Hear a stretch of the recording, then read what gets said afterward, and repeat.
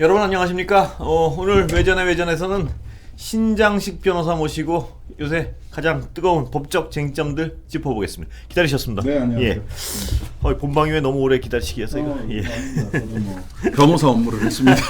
예. 자, 아까 중요한 얘기를 시작하고 본방에 시간이 얼마 없어서 잘렸는데요. 제가 효과적으로 말씀을 못 드린 것 같아서 시청자분들한테 죄송하더라고요. 지금 아니 아까도 효과적으로 말씀하셨고요. 지금 이제 효과를 배가해서 말씀을 하시면 자, 알겠습니다. 주가 조작 의혹에 대해서요. 네. 검찰의 어제 발표가 굉장히 눈에 띄었어요. 네, 굉장히 단호했습니다. 이례적이고 단호하고. 그러니까.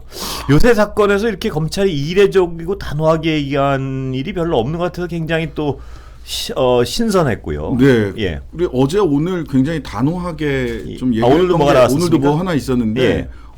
어제 어쨌든 간에 주가 조작 먼저 얘기를 예. 드리면 이항수 대변인이 이 공소장 오류다라고 예. 얘기한 것에 대해서 딱 7시간 만에 오류 없습니다. 예. 단칼에 잘라서 이야기를 자, 했고. 그러면 그 전에 시청자분들이 그 내용이 좀 복잡해서 모르는 분들 네, 계시니까요. 네, 자, 네.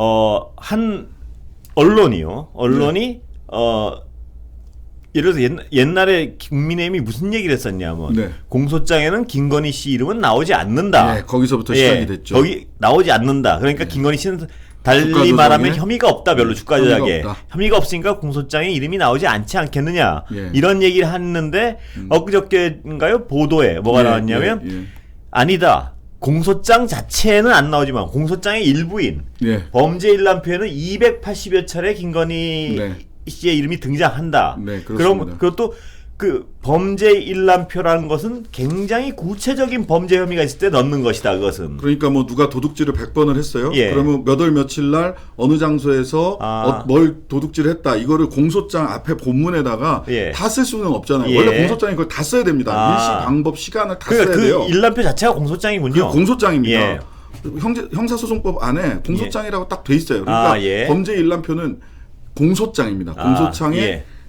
범죄 일람표까지를 포함을 해서 공소장이. 예. 그래서 범죄 일람표를 누락한 공소장은 공소 기각당합니다. 예. 아예 예. 대법원 판례도 있어요. 그러니까 이거는 공소장에 작년 12월 17일 제가 기억하기는 중앙일보에서 공소장에 김건희 씨 이름이 없다. 예. 따라서 주가 조작 범죄 공범이 아니다라는 예. 취지의 보도를 했어요. 예. 근데 그것 자체가 실은 오보였네요. 오보였던 결과적으로. 것이죠. 예. 예. 그런 다음에 이제 공소장에 나와 있는 게 주가 조작에 제공된 예. 주가 조작에 사용된 그 계좌가 김건희 씨 예. 명의의 계좌가 5개가 있다라는 예. 것이었고 여기에 대해서 그 중에서 하나의 계좌를 특정을 해서 예. 그 이항수 대변인은 요거는 명백한 오류다. 예. 공소장 오류다. 예. 왜냐하면 그 계좌가 뭐라고 특정이 돼 있냐면 1단계에도 선수 이 씨라는 사람이 등장을 하고요. 예. 2단계 주가 조작 그 기간에도 선수 이 씨라는 또 다른 이 씨가 등장하는데 또 다른 이 씨에게 이 계좌를 맡겨서 운용한 거다라고 예. 했는데 맡겨서 운용한 사실이 없다. 예. 왜냐하면 그때는 전화로 전부 다 주문을 했기 때문에 예. 누군가에게 선수에게 예. 또 주포라고 하거든요. 예. 그러니까 주포에게 맡겨서 운용한 적이 없다라고 얘기를 했는데 주포라는 것이 그 작전을 예, 하는 주선수. 주선수를 주포라고 합니다. 그러니까 대표 선수 4번 타자라 이거죠. 예, 그러니까. 주포. 예. 예. 주포한테 맡긴 적이 없다. 여기서 이제 주포가 1단계 주포 이 씨가 있고 예. 2단계 주포 이 씨가 있는 겁니다. 예. 2단계 주포 이 씨에게 맡긴 적 없다. 예. 왜냐하면 그때는 다 전화로 주문하지 않았냐 이렇게 예. 얘기를 했어요. 예. 근데 여기에 대해서 어제 검찰이 오류 아니다. 맡겨서 거래한 게 맞다. 예. 이렇게 얘기를 한 명백하게 거죠. 딱 잘라서 얘기를 했어요. 참 어떤 이 김건희 웬일인지. 씨, 이 김건희 씨 수사가 진행되고 난 다음에 검찰이 이렇게 시원한 반응을 분명한 반응, 시원하고 분명한 반응을 보인 것은 제 기억엔 처음이 맞죠. 거의 처음입니다. 그다음에 예. 오늘 또 검찰이 예. 어제보다 더 빨리 반응을 한 게 하나가 있었는데 예. 아까 10시에 예. 원희룡 정책본부장, 예. 윤석열 캠프 원희룡 예. 정책본부장이 어디 분당에 있는 고속도로 옆에 배수구에서 예. 가방 버려진 대장동 예, 관련 그렇습니다. 문건이 그 기사까지 발견됐다. 제가 봤습니다. 예. 예. 그래가지고 그걸 들고 오늘 기자회견을 했는데 예. 그러고 나서 얼마 안 있다가 검찰에서 예. 이미 압수한 물건이고 재판부에 다 증거로 제출된 거다. 검찰이 왜 이렇게 발이 빨라졌죠? 검찰의 행보가 굉장히 빨라졌다는 느낌이 드는데요. 아마도 네. 지금 그 국민의힘 쪽에서 예. 대장동 관련된 어제 뭐 녹취록 보수 예. 언론에 제기된 본 방송에서 예. 말씀드렸던 이것도 그렇고 예. 오늘 원희룡 본부장이 정책본부장이 그 갑자기 굉장히 극적인 장면이었습니다. 뭐 푸른색 가방이 그렇습니다. 있었고 예. 거기에 뭐 그래서 해진 뭔가 어마어마한 게 발견됐는 줄 알고 저도 그게 뭐지 하고 들여다보고 있었는데 이상하게 내용은 별게 없는 것 같아요. 내용 자체가 사실은 별게 없어요. 전 내용부터 봤거든요. 이거는 실은 그 내용을 놓고 보면 뭐가 있냐면 이거는 정책 결정의 범위 안에서 할 수 있는 거냐 아니면 재량권을 일탈 남용해서 뇌물을 받거나 무슨 다른 것 때문에 재량권 일탈 남용한 거냐가 분명치 않은 자료를 얘기를 하셨어요. 내용 자체도. 시장이 이거는 내가 할 수 있는 거냐. 저도 그래서 그걸 오늘 주제로 못 다룬 겁니다. 그러니까 내용 자체가 이게 새로운 의혹을 제기한다라기보다는 시장이 정책 결정 범위 안에 있는 것 같은데 왜 저게 정책 결정 범위 안에 있는 게 아니라 그게 원래 논란이 되는 그 부분 아닙니까? 원래. 그래서 저는 제가 왜 그걸 안 다루기로 생각을 했었냐면 이렇게 보는데 그 어떤 막 쓸고 어마어마한 걸 찾아낸다는 그 뭐랄까요, 그 보여주기 외에 내용이 제가 아무리 봐도 특별한 게 없는 것 같아서 제가 오늘 못 다뤘거든요. 그러니까요. 저도 하면서도. 뭐지 하고 보니까 근데 그 내용을 검토하고 있었는데 검찰이 딱 발표를 했어요. 그거 압수수색해서 우리가 다 확보하고 있는 거고. 근데 검찰이 어제 오늘 굉장히 단호하네요. 그러니까 검찰도 이 부분이 있는 것 같습니다. 그러니까 말하자면 공소장의 오류다. 이거는 진짜 기본기가 안 돼 있다라는 얘기고. 그건 견딜 수가 없었던 거죠. 그다음에 자료를 니들 제대로 자료 압수수색조차 제대로 못한 거 아니냐. 일부러 아니다. 자료 누락한 거 아니냐 하는데 무슨 소리냐. 압수수색해서 재판부에 세 종류의 문서를 얘기를 했는데 원희룡 본부장이 한 종류는 증거 가치가 아예 없고 두 종류는 증거 가치가 있다고 판단해서 재판부에 증거로 제출했다.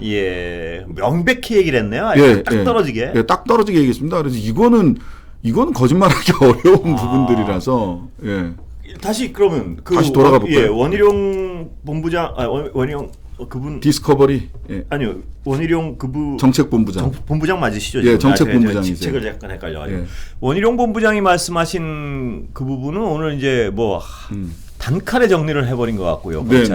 자 다시 김건희 씨 문제로 돌아가면요. 그동안 김건희 씨의 공범들이 다 구속되고 이러는 와중에서 왜 김건희 씨는 소환도 안 되느냐는 비판 여론이 일 수밖에 없는 상황이었습니다. 그렇습니다. 근데 대선을 앞두고 검찰이 너무나 눈치 보기 하는 거 아니에요? 그 검찰이 정치를 하는 거 아니냐 이런 비판도 있고 했는데 제가 보기에는 이 지금 그렇게 단호하게 딱 하는 것이 검찰로서도 조직을 위해서는 저거를 그냥 넣고 넘어갔다가 누가 이기건 맞습니다. 누가 이기건 왜냐하면 이걸 그냥 덮을 수는 없다는 어떤 판단을 한 건 아닌가 싶기도 하고요. 어쨌든 소환 자체를 대선 지금 선거 기간 동안에 소환을 하지 못하더라도 적어도 공소장 잘못 쓰고 더군 이거 말하자면 판사는 판결문으로 얘기하는 거고요. 검사는 공소장으로 얘기하는 거예요. 그게 그러니까 공소장 잘못 썼다고 공격한 건 기본이 안 돼 있다고 공격을 한 거고요. 기본이 안 돼 있고 그 기본이 안 된 게 심지어 그러니까 실력이 없거나 의도를 가지고 있거나 둘 중에 하나 아니냐. 근데 그것까지 침묵했다가는 검찰의 어떤 신뢰성에 치명타를 입을 수 있다는 바닥에서부터 흔들리는 거죠. 그러니까 지금까지 왜 김건희 씨는 소환도 안 하냐 이런 모든 의혹에 대해서 침묵하고 있었는데도 조사 중이다 그런데도 이 공소장이 잘못됐다는 얘기만큼은 그냥 넘어갔다가는 왜냐하면 나중에 그때 왜 그 얘기를 듣고도 가만히 있었냐는 얘기를 들을 수밖에 없으니까요. 이거는 그러니까 실력이 아주 형편없다는 거거든요. 공소장 오류라는 건. 검찰로서 가만히 있을 수가 말하자면 공소장을 중간중간에 변경하기도 합니다. 근데 그런 거는 대체로 어떤 거냐면 두 가지 중에 하나인데 하나는 일시나 이런 거를 잘못 쓰거나 오기했을 때 뭐 12월 31일 날 그 담장을 넘었는데 10월 31일이라고 썼다거나 하면 공소장 변경해야죠. 그다음에 또 하나는 재판하는 진행 과정에서 법이 바뀐다거나 대표적으로 이제 윤창호법과 관련해서 위헌 결정이 났잖아요. 그러면 적용 법조가 달라지는 경우들이 있어요. 뭐 이런 경우는 이제 공소장 변경을 합니다만은 이 부분은 공소장을 만약 오류가 명백한 오류가 있었다라고 한다면 기본기가 안 됐거나 의도를 가졌거나 둘 중 하나다. 검찰로서는 그 두 가지를 다 인정할 수가 도저히 없으니까 그런 거죠. 왜냐하면 대선 딱 끝났다고 그래 나 그때 검찰은 의도가 있었어 이렇게 얘기할 수 없고 그렇죠. 그때 우리 검찰은 이렇게 형 실력이 형편없었어 얘기할 수 없으니까 이 순간에는 그건 분명히 해야겠다는 어떤 결심을 했다 이런 말씀으로 들리는데요. 그런 정도. 예. 그런데 또 하나 의문이 드는 거는 구체적인 범죄 일람표의 범죄 혐의 사실이 그렇게 구체적으로 280여 개가 있는데 그런데 소환을 안 할 수도 있는 건가요? 저는 그거는 정말 말이 안 되는데 두 가지가 있을 것 같습니다. 하나는 정말로 그러니까 형식적으로 변명은 그렇게 할 수 있어요. 결과적으로는 공모 관계가 인정이 되느냐. 그러니까 김건희 씨가 알고 가담했느냐. 행위는 있었는데. 행위는 있었다는 거지. 고의가 있었느냐. 그러니까 그 주가 조작 김건희 씨 명의의 증권 계좌가 주가 조작에 이용된 것까지는 확인을 했는데 그게 김건희 씨가 한 행위냐? 고의가 있었느냐? 고의가 있었느냐? 주가 조작에 고의가 있었느냐라고 하는 거고요. 그 부분이 확인이 아직 안 됐다. 그게 검찰의 어떤 그 방어를 올릴 수 있습니다. 주장일 수 있습니다. 근데 그렇다고 하더라도 본인의 진술은 들어봐야 되는 거죠. 그러니까요. 그게 이제 그게 그렇다면 그건 이제 김건희 씨 변호인이 할 주장 아니겠습니까? 네, 그렇습니다. 그렇다면 김건희 씨 변호인이 할 주장을 깨기 위해서는 불러서 조사를 해야 되는 거 아닌가요? 조사를 해야 됩니다. 그런데 그러면 아예 그럼 조사의 필요성이 없을 만큼 범죄 행위가 없다는 게 명백하다. 그럴 수도 있을까요? 그렇다면 무혐의 처분을 해야죠. 그렇죠. 그럼 무혐의 처분을 해야 되는 거고요. 근데 저는 이 부분이 사실은 법정에 갔을 때 얼마나 입증이 될지 의문이 되는 지점이 있습니다. 사실 공모관계나 고의가 입증이 안 될 개연성도 있다고 봐요. 왜냐하면 권오수나 주포들 선수들에 대한 소환이나 체포가 너무 늦었어요. 너무 늦었고 대표적으로 말하자면 소위 주포 1단계 주포인 선수 이씨 이 사람은 지난번에도 한번 여기 와서 말씀드렸었는데 첫 번째 영장실질심사 때는 나왔어요. 근데 영장이 전부 다 기각이 됐죠. 두 번째 영장실질심사 때는 안 나왔어요. 그리고 도망갔습니다. 도망간 다음에 권오수 등 다른 사람이 다 잡히고 나중에 잡힙니다. 시간이. 그러면은 권오수를 비롯해서 이 구속 기소된 사람들이 이때 진술을 일치시켰을 가능성이 매우 높습니다. 그 시간이 충분했죠. 충분했습니다. 그래갖고 심지어는 막 여러 가지 이 주포 이 씨, 선수 이 씨가 도대체 어디 숨어 있냐 이런 의심이 언론에도 이게 도대체 어디가 있었냐라는 의심이 나왔을 정도니까. 그러면 모든 사람이 다 부인을 한다. 김건희 씨는 전혀 몰랐습니다. 전혀 몰랐습니다. 이렇게 모든 공범들이 다 부인을 해주는 거죠. 완벽히 일체가 돼서 부인을 하면 그 혐의를 입증하기가 쉽지 않을 것이다. 쉽지 않을 수 있다는 근데 그 시간을 겁니다. 충분히 이미 그 줬다는 공범들은 거예요. 벌었고 보세요. 지금 뭐 김건희 씨가 코너에 몰렸다 이런데 정치적으로는 되게 불리한 국면이긴 하지만 변호사로서 법적으로 보자면은요. 변호사로서는 쾌재를 부를 겁니다. 왜냐하면 범죄 일람표상에 김건희 씨 행위가 다 특정이 돼 있어요.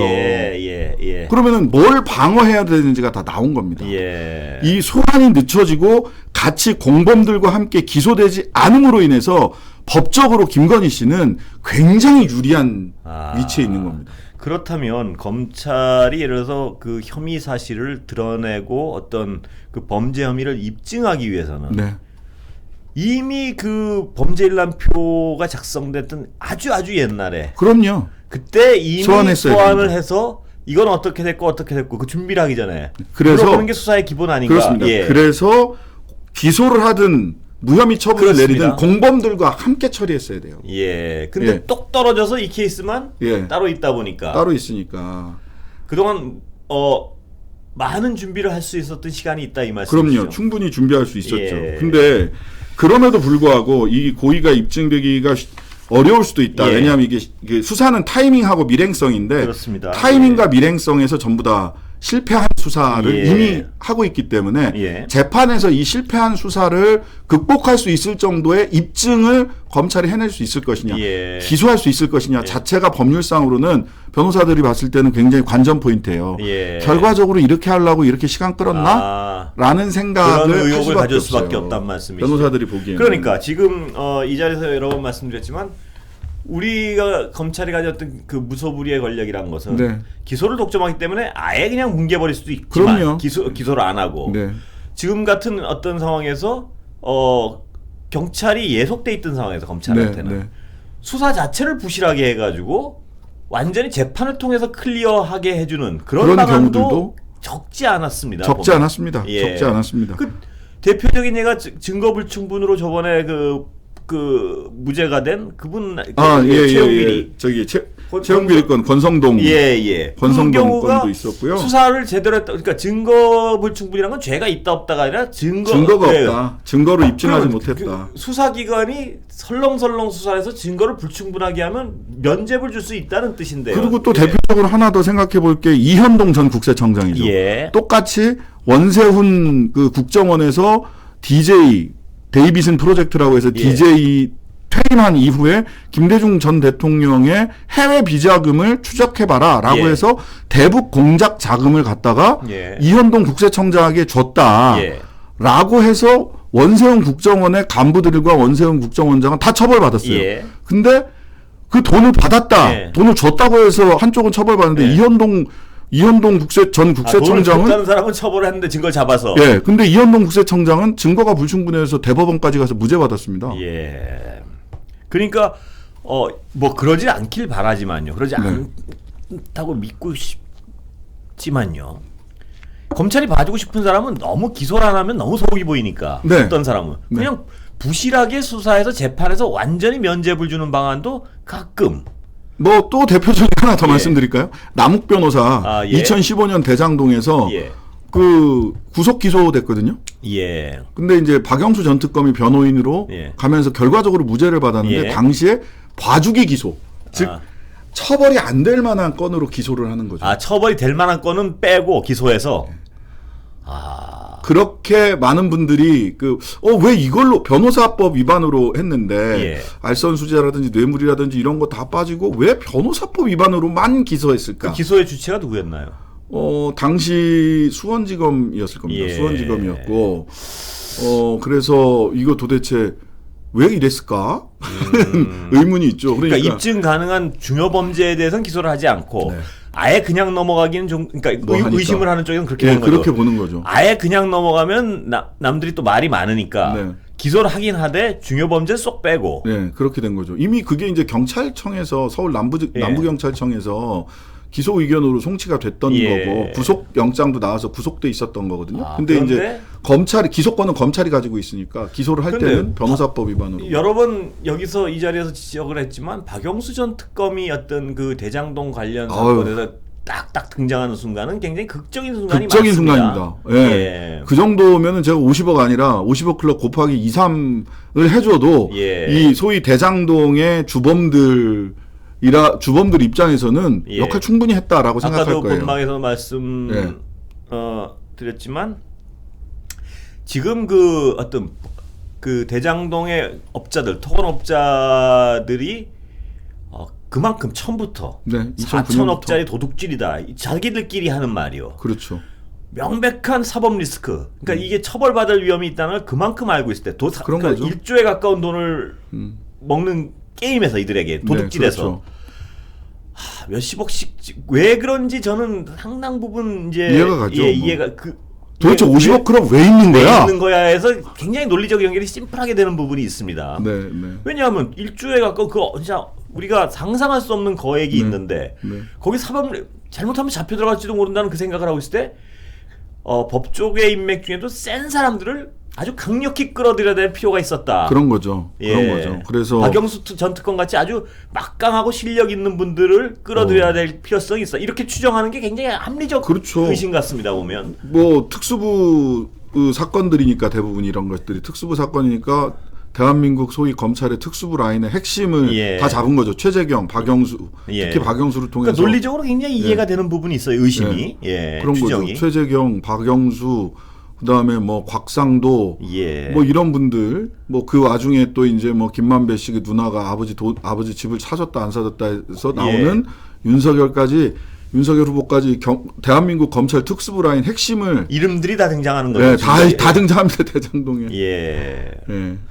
그 녹취록에서 방금 그 말씀을 꺼내셔가지고 그 뭐 말이 나온 길에 한번 짚어보면 김만배 씨 누나 관련된 녹취는 어떤 의미인가요? 그걸 한번 짚어볼까요? 거기는 김만배 씨 누나 관련된 예. 녹취는 지금 정영학 회계사와 예. 김만배 씨가 둘이 주고받은 이야기인데 예. 여러 가지 이야기들이 왔다 갔다 예. 합니다. 근데 예. 거기서 핵심은 김만배 씨 누나가 이제 김만배 씨 누나가 집을 사려고 하는데 예.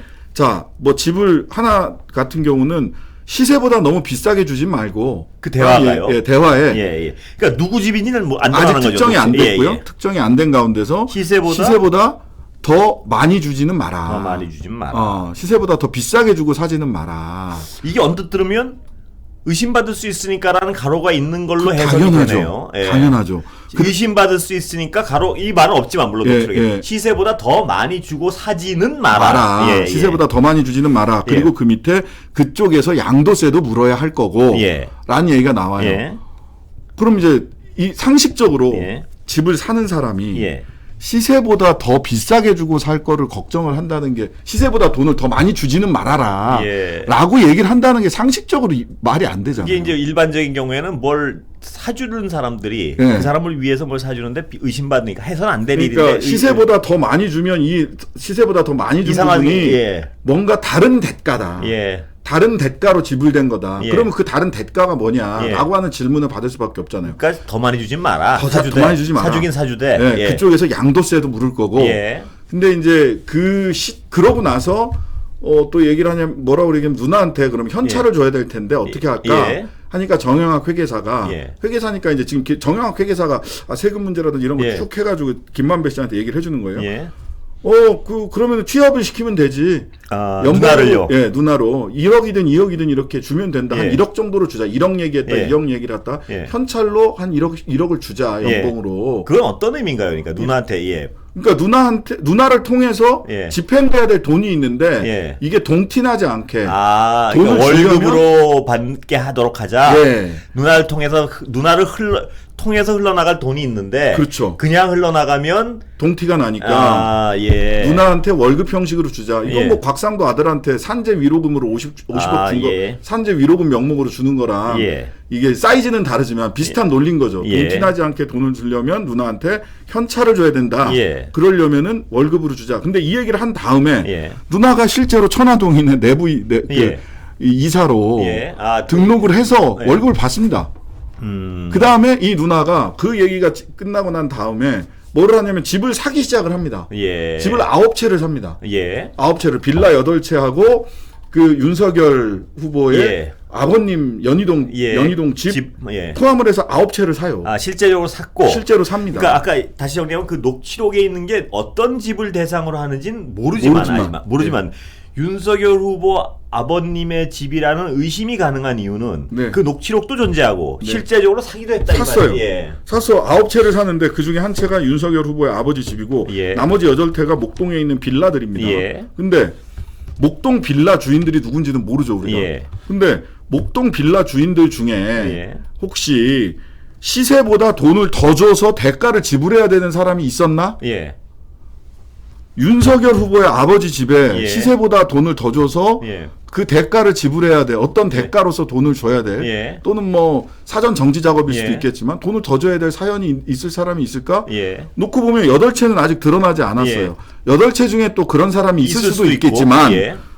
그 9채 중에 한 채인 김만배 그 윤석열 후보 아버지 집을 사주면서 뭔가 대가를 지불했을 개연성이 있는 게 아니냐라고 하는 그러니까, 게 있는 거죠. 예. 네. 그러니까 의심하는 쪽에서는 네. 윤석열 후보의 아버님의 집을 사준다는 것은 윤석열 후보를 보고 사줬을 것이다. 그렇죠. 윤석열 후보의 뭐 영향력을 보고 사줬을 것이다. 네. 그 영향력을 보고 사주는 건데 그게 대가성이 있다 보니까 이게 네. 이제 추정들이죠. 이런 네, 추정. 그렇죠. 대가성이 있다 보니까 너무 많이 비싸게 주고 사면 네. 티가 나니까 예. 제가격만 줘라. 예, 시가대로만 이걸로 줘라. 의심을 하는 거죠. 그러니까 예, 시가대로만 줘라. 이렇게 이걸 얘기를 하는 거고. 물론 아까도 거듭 강조하지만 그 녹취록이 이 윤석열 후보 아버지의 집을 가리킨다는 어떤 그 연결고리는 아직 나오질 않았지만 그냥 추정. 예, 추정이 있는 거예요. 그 이후에 거기 녹취록에 나온 대로 했으니까. 근데 그런 일은 벌어졌고요. 예, 그런 일은 벌어졌으니까요. 9채 중에 한 채가 한 채. 있으니까 의심을 더 하는 연결고리 예. 갖는다. 그리고 예. 또 이제 시기상으로 또 의심의 연결고리가 하나 더 추가되는 거는 예. 당시 이제 그 검찰총장 청문회를 앞두고 있는 시점이었어요. 예. 윤석열 후보가요. 예, 윤석열 후보. 그럼 총장 청문회를 시작을 하면 예. 이 세금 납부 내역이라든지 친인척 본인 직계 좀비 속에 세금 납부 내역이라든지 이런 게 나온단 양도세 말이죠. 문제가 그래서 양도세 문제가 언급된 게 아니냐.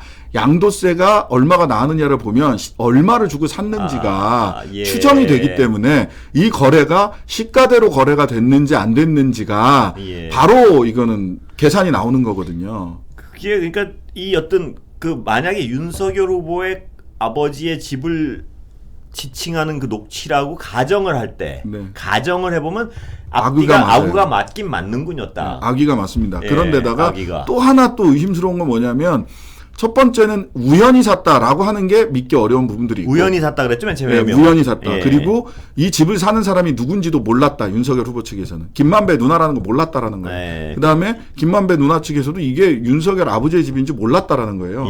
근데 연희동에 있는 그런 고급 저택들은 매물도 잘 안 나오고 매물이 나오면 이게 누가 살던 집이고 이런 것들 다 서로 알게 돼 있습니다. 부동산에서는 적어도 좀 약간 알기가 쉽겠죠. 아니 그냥 아니할 말로 이런 얘기도 하잖아요. 여기 검찰총장 나온 집이야. 이 터가 좋아. 이런 얘기라도 하거든요. 윤석열 당시 총장 후보가 워낙 어떤 이 사회에서 출세한 분이니까. 그러니까요. 알 가능성이 굉장히 높을 텐데요. 그리고 우연. 그러니까 홍준표 의원이 당시에 이것은 이런 확률은 뭐라고 말씀하셨던 게 이런 확률은 뭐가 번개가 세 번 맞을 확률이라고 나와 있는 그런 얘기를 하셨고 또 하나 정황이 있어요. 실은 이분이 이제 김만배 씨 측에서 김만배 누나 쪽에서 여기 개 키우고 싶어서 마당 있는 집을 김만배 누나가 왜 이 집 샀냐? 그렇게 물으니까 그러니까 그렇게 얘기를 했어요. 근데 본인이 안 살아요. 세를 줬어요. 혹시 걔만 사는 건 아닌가요? 모르겠습니다. 세를 줬다 그러고요. 그것도 나왔으면 세를 세를 줬는데 이 돈을 이걸 살 때 자기 대출 받아서 샀다라고 해서 대출 김만배 누나가요. 대출 받아서 샀다 그랬어요. 근데 대출 이자가 여기 세보다 더 높아요. 그러면은 상식적으로 그러니까 예를 들어서 대출을 받아서 그 집을 샀어요. 근데 세를 내줬어요. 근데 세가 한 달에 월세가 예를 들면 월세가 50만 원인데 이 대출 받은 이자가 한 100만 80만 원, 100만 원을 내야 된다. 그럼 그 짓을 왜 하느냐 이런 상식적인. 그렇죠. 참 어떤 의심스러운 점이 의심을 할 수밖에 없는 부분이 많군요. 개 얘기도 참 그렇습니다. 그러니까요. 개를 풀어 키우고 싶다. 개를 키우고 싶다. 아름다운 삶의 목표일 수는 있겠는데요. 그래서 저는 아까 그 새를 주고 혹시 본인이 진짜 개만 키우는 건 아니에요? 세입자가 한다고 이렇게 얘기를 해서. 정말 근데 이 어떤 아까도 말씀드렸지만 그 녹취록에 등장한 그 집이 윤석열 후보 아버지 그 집을 지칭한다고 가정을 하면 앞뒤가 딱딱딱딱 맞아 떨어진다 이거죠. 앞뒤가 너무 잘 맞아요. 이래서 그것도 그냥 그냥 우연히 샀습니다 이렇게만 얘기를 해서 그래서 그게 이제 우연히 샀구나라고 국민들이 납득할 수 있을지는 저는 좀 의문이고요. 그다음에 근데 차라리 해명이요. 처음부터 그 집은 워낙 윤석열 후보는 모르고 윤석열 후보는 이런 사실을 알 리가 없고 었는데 윤석열 후보 아버지가 집을 내놨다는 내놨다는 소식을 듣고 총장 후보가 하니까 제가격 주고 그 편의를 봐주는 선에서 사줬다. 이렇게 얘기했으면 아무도 그거 가지고 뭐라고 안 할 것 같아요. 그런데 이게 몰랐고 전혀 우연이고 이러다 보니까 저게 무슨 윤석열 후보의 영향력을 바라고 뭐가 있는 거 아닌가라는 생각을 자꾸 하는 거예요. 그러니까 이게 윤석열 후보도 지금 김만배 씨가 물론 제가 보니까 김만배 씨가 이 부분이 있는 것 같아요. 그 남욱 씨나 정영학하고도 지금 갈등이 있는 게 아까 본방에서도 잠깐 말씀드렸습니다만은 김만배 씨가 사실 사법 리스크를 관리하는 역할을 했단 말이에요. 예, 법조 기자 출신이고요. 예, 법조 기자 출신이고 예. 그러다 보니까 내가 이 사람한테도 돈 이만큼 줬고 이 사람한테도 돈 이만큼 줬고 이만큼 줬어. 그러니까 니네 이거는 비용으로 공제하고 비용 공제된 거 나머지를 배분하는 거야. 라고 얘기를 했단 말이에요. 김만배 씨 얘기. 김만배 씨가. 근데 이제 남욱 정영학도 저거는 약간 거짓말 안 쓴 돈도 썼다고 그러고 얘기한 거죠. 왜냐하면 비용을 부풀려야 자기가 가져가는 게 많을 테니까요. 상식적으로. 쓴 돈도 있고 안 쓴 돈도 있는 것 같아.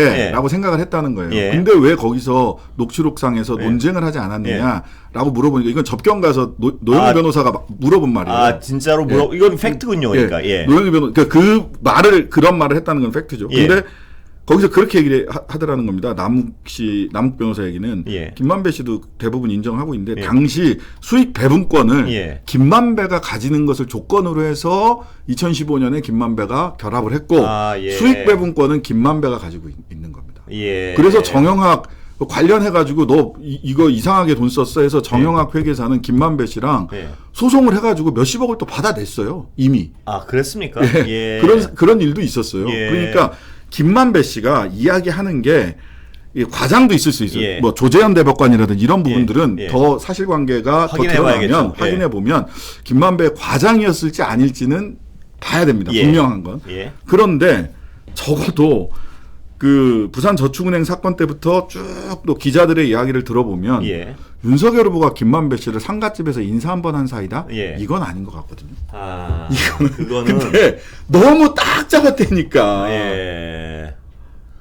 상가집에서 인사 한 번 한 사이로는 아니란 어떤 정황 증거가 너무 많다는 말입니다. 예를 들면 뭐가 있을까? 예를 들면 박영수 특검이 특검 가면서 수사팀장 누구로 할 거냐라고 얘기를 했을 때 법조 기자들이랑 같이 술자리에서 저녁 식사 자리에서 그때 그 김만배 기자가 서결이 형 이렇게 얘기를 했다는 얘기가 기자들 사이에서는 상가집에서 한 번 봤는데 혼자 형이라고 부르는 건 약간 정상은 아니죠. 그렇죠. 그리고 진술이 그 녹취록에도 계속 많이 나오지 않습니까? 윤석열은 뭐 주거 이 말씀 뭐 이런 주거. 거요. 그다음에 나랑 욕하는 사이야.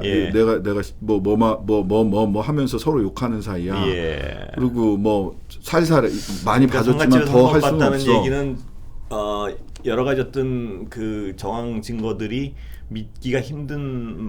그리고 사실 법조 기자들이 그냥 속 시원히 얘기를 좀 해줬으면 좋겠는데 법조 기자들이 이렇게 아름아름 이렇게 저도 얘기를 들어보면 김만배 씨 모르는 그 특수부 검사가 있나? 그 정도로 그 김만배 씨가 굉장히 어떤 법조 그쪽의 기자로서는 마당발이었군요. 마당발이었고 부동산 사업도 많이 했고 본인이 원래 수원 쪽인가 부모님한테 받은 부동산이 많아서 실제로 기자 업무를 죄송합니다만 최선을 다해서 기자를 쓰셨겠지만 기자는 거의 부업이에요?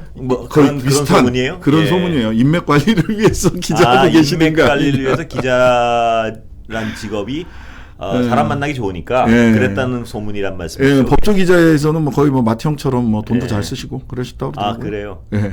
돈은 잘 쓰셨겠죠. 왜냐하면 돈이 워낙 많으시니까. 그럼요. 원래 부자예요.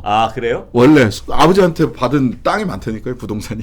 근데 그렇게 돈 많은 분이 왜 뭐 몇천억을 하려고 그게 뭐 없어서 제가 그러는지 아니 그 정도면 이런 사법 리스크를 짊어지면서까지 왜 그런 일을 할까? 이거 뭐 딴 얘기로 흘러들어가는데. 글쎄요. 뭐 하여튼간에 딱이야 뭐.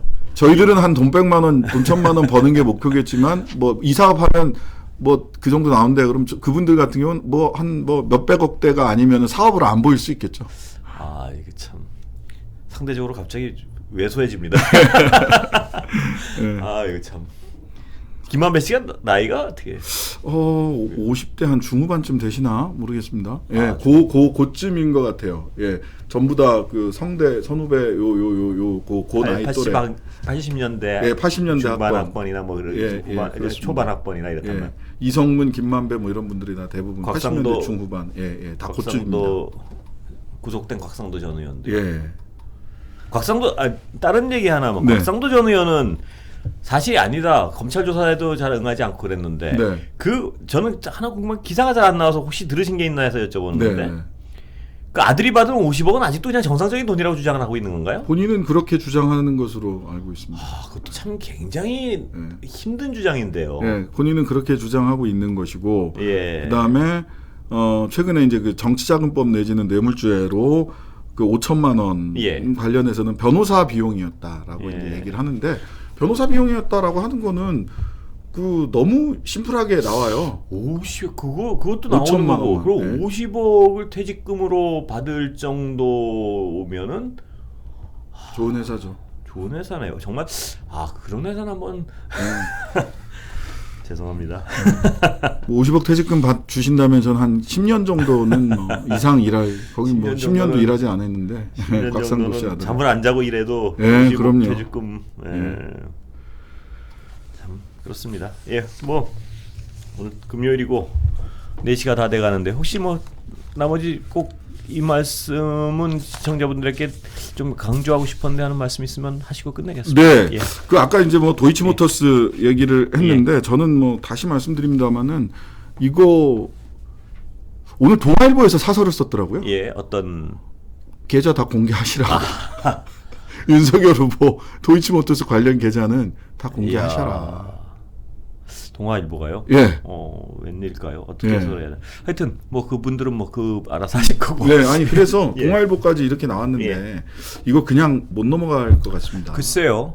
근데 저는 정말 검찰도 어제는 아까 말씀하셨지만 이렇게 단호할 수밖에 없는 어떤 정황은 이해가 되지만 이 정도면 검찰이 정말 이 범죄 혐의의 가부는 지금쯤은 소환을 해서 정말 예를 들어서 죄가 없다면 남편이 대선 후보고 본인은 얼마나 억울한 상황입니까? 검찰이 이렇게 놔둔다는 건 검찰이 정말 나쁜 짓을 하는 거죠. 그분들한테. 죄가 없으면 이 대선 국면에 죄가 없으면 없다고 그 수사를 이미 죄가 있고 없고를 확인할 수 있는 수사기간은 한 몇 배는 지난 것 같은데요. 네, 그러니까요.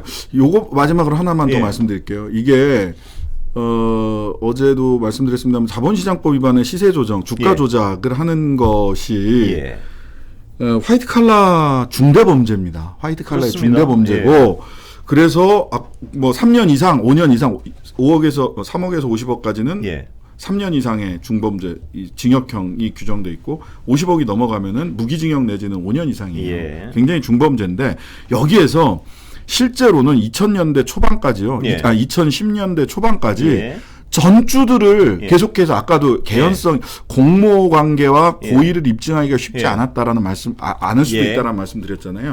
그렇게 말을 맞추면 전주들을 처벌하지 못했어요. 법이 미비해서 실제로. 무슨 말씀인지 알겠습니다. 근데 2014년에 자본시장법을 개정을 하면서 하도 그렇게 많이 빠져나가니까 전주들이 하도 빠져나가니까 선수만 잡히고 주포들만 잡히고 선수들만 잡히고 그러니까 전주들도 좀 엄격하게 처벌하게 할 수 있도록 법이 개정이 됐거든요.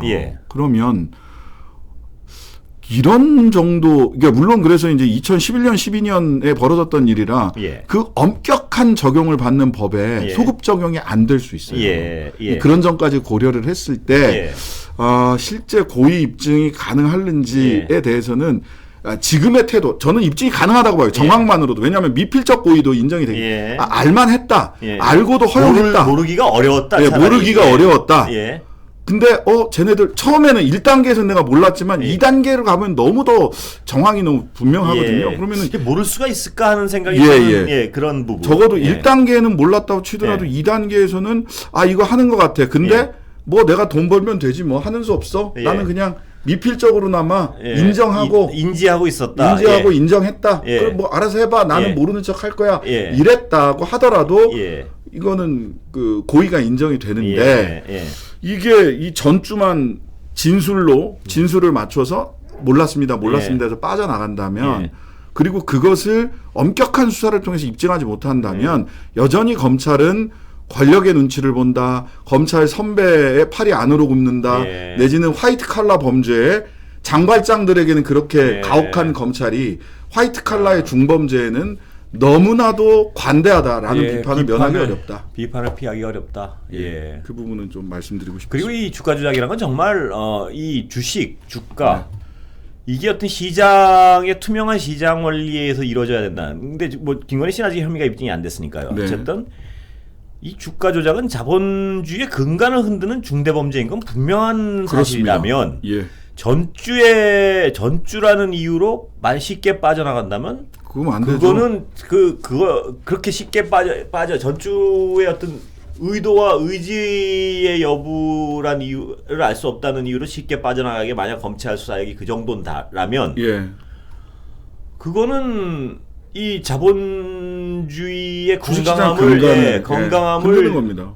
흔들 수밖에 없고 그 주식시장의 건강함을 지켜야 될 검찰의 본연의 책임을 못한다는 건 분명한 당연합니다. 예. 당연합니다. 아니 그럼 뭐 돈 많은 사람들은 그렇죠. 다 전주하면 되는 거죠. 전주하고 주포들한테 가서 니들이 알아서 해. 난 모르는 거야. 난 모르는 거야 거죠. 하면 되는 거죠. 그 자금까지 너한테 따로 챙겨줄게. 이러면 돼요.